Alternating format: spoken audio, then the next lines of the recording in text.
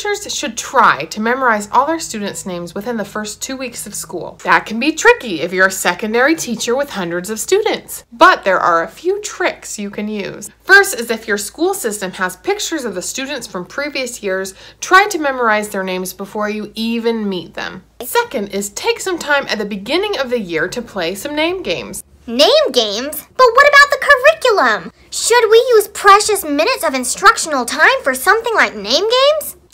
Yes. People statistically learn better when they feel safe and secure. So spending a few minutes to get to know each other in a fun way is time well spent. It's an investment that will help for the rest of the year.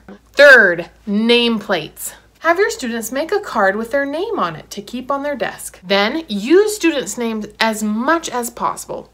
Get used to each face and pair it with the correct name. Fourth, try to greet each student by name as they enter your classroom. If you can't remember their name, ask them. Fifth, and what I consider to be the most helpful, is using mnemonic devices or memory tips, whatever you want to call them. When you're learning names, in each student, look for a feature that stands out.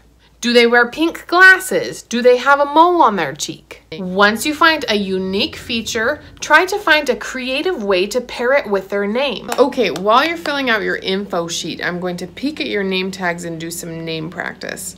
Let's start with Duke. Duke. Like the Duke of Wellington, except you have cooler facial hair. It's smoother too, ladies. Cool, okay, let's do Heathcliff. Heathcliff. Like off of Wuthering Heights. Huh? There's a character named Heathcliff in the book Wuthering Heights. But you're not really like that Heathcliff, because he's really melancholy and emotional.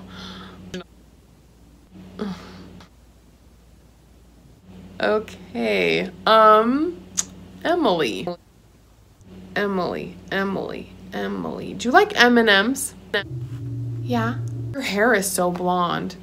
If you ate M&Ms and they melted in your hand and then you wiped your hair, would it look like your hair was a rainbow? Okay. Duke, Heathcliff, Emily. I think I've got it. Mnemonic devices can be serious or silly, just as long as they help you remember. In fact, sometimes the wacko ones are the easiest to remember. And if you share them with the class, the students will remember each other's names better too, which will help you create a feeling of community in your classroom.